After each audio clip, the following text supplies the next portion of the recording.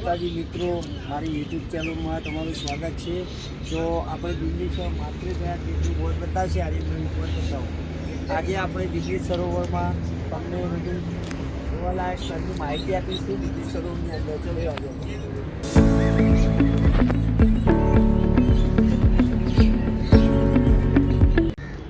મિત્રો આપણે બિંદુ સરોવરની અંદર આવી ગયા છીએ। તો આલિમભાઈ તમે સ્વચ્છતા બતાવો, આ બિંદુ સરોવરની કેટલી મસ્ત સ્વચ્છતા છે, ડસ્ટબિન પણ આ મૂકેલું છે। આલિમભાઈ આ બગીચો પણ બતાવો, બગીચામાં પણ કેટલી સ્વચ્છતા જોવા મળે છે આપણને બિંદુ સરોવરની અંદર। તો મિત્રો આપણે બિંદુ સરોવરની અંદર અલ્પા સરોવર પણ આવેલું છે, પૂજા વિધિ સ્થાન પણ આવેલું છે, સિંહ સ્થળ સંગ્રહાલય પણ આવેલું છે, સુવિધા બિલ્ડિંગ છે, બગીચો છે। તો આ બધું બિંદુ સરોવરની અંદર ઉપલબ્ધ છે। પૂજા વિધિ પણ અહીંયા થાય છે માતૃગયા તીર્થની, બરાબર ગાઈઝ। અહીંયા બિંદુ સરોવરની અંદર આપણે મ્યુઝિયમ પણ આવેલું છે, તો આપણે મ્યુઝિયમ તરફ જઈને તમને બતાવીશું મ્યુઝિયમ।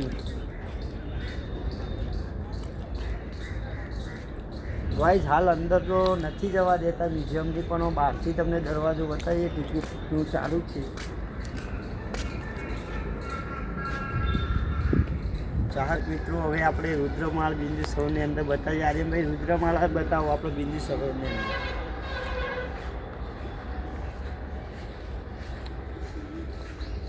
તો અહીંયા જાળી મરાઈ ગઈ છે। આ જાળીના અંદરથી અમારે પહેલાં અમે નાના હતા ત્યારે રમવા આવતા હતા, ત્યારે અંદર એક વ્હીકલ પડેલા છે અમારે બિંદુ સરોવરની અંદર। તો હાલ સુવિધા ઉપલબ્ધ થઈ ગઈ છે, તો બિંદુ સરોવરની અંદર આ જાળી વખાઈ ગઈ તે સારું કહેવાય। ગાઈડ બતાવે રુદ્રમાળ તમે, બિંદુ સરોવરની અંદર સુવિધા હોલ પણ ઉપલબ્ધ છે હો। કોઈને રહેવાનું જમવાનું કોઈ કરવું હોય તો સુવિધા હોલ પણ અંદર આવેલું છે, બરાબર। તો મિત્રો બિંદુ સરોવરમાં પાણીની ટોપીની સુવિધા પણ ઉપલબ્ધ છે, ફ્રી પાણી સેવાઓ છે, ઠંડુ મસ્ત પાણી પણ આવે છે। જો કચરા પીવે માટે કચરા પેટીના ડસ્ટબિન પણ મૂકવામાં આવે છે, તો કોઈએ બહાર કચરો ન ફેંકે એટલા માટે ડસ્ટબિન પણ મુકાય છે।